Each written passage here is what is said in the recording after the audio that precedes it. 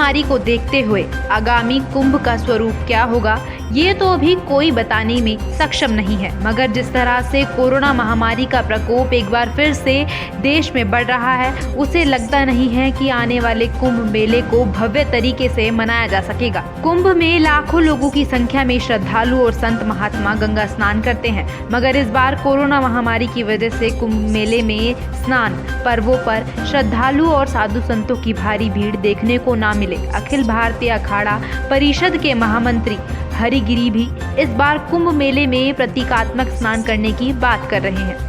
इन्होंने तो ये तक कह दिया कि यदि हम जीवित रहेंगे तभी तो पेशवाई और कुंभ स्नान की परंपरा का पालन करेंगे।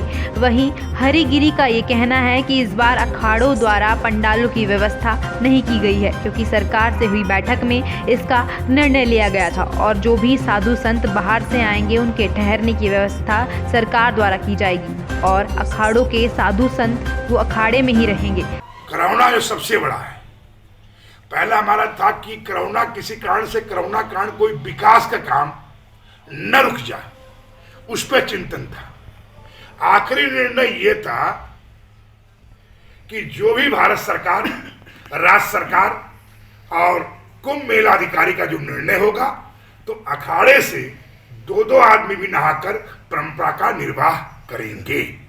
इसलिए 13 अखाड़े का कुल 26 आदमी, ये मुख्यमंत्री को मैंने लिख के भी दिया हूं, प्रशासन को भी लिख के दिया हूं। है कोरोना आफत काल में हम लोग चाहे संकेतित स्नान करेंगे, संकेतित कुंभ मेला करेंगे, उसमें कहीं किसी अखाड़ों में कोई मतभेद नहीं है।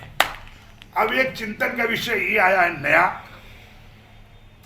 कि शिविर टेंट आदि जिसके नाम से जाना जाता है या टीन सेट, अनेक प्रकार का, जैसे सन्यासी अखाड़े या वैष्णव अखाड़े अपने आश्रमों से निकलकर गौरी शंकर सेक्टर या ये गंगा द्वीप, कनखल द्वीप, अनेक प्रकार के जहां शिविर की व्यवस्थाएं होती थी, वो लगभग सरकार का, प्रशासन का, अधिकारियों का ये है कि ये टेंट न लगाई जाए।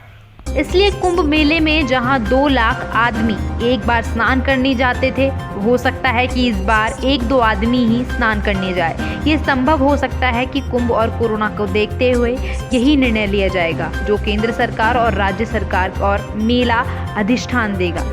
हरिद्वार से वंदना गुप्ता की रिपोर्ट।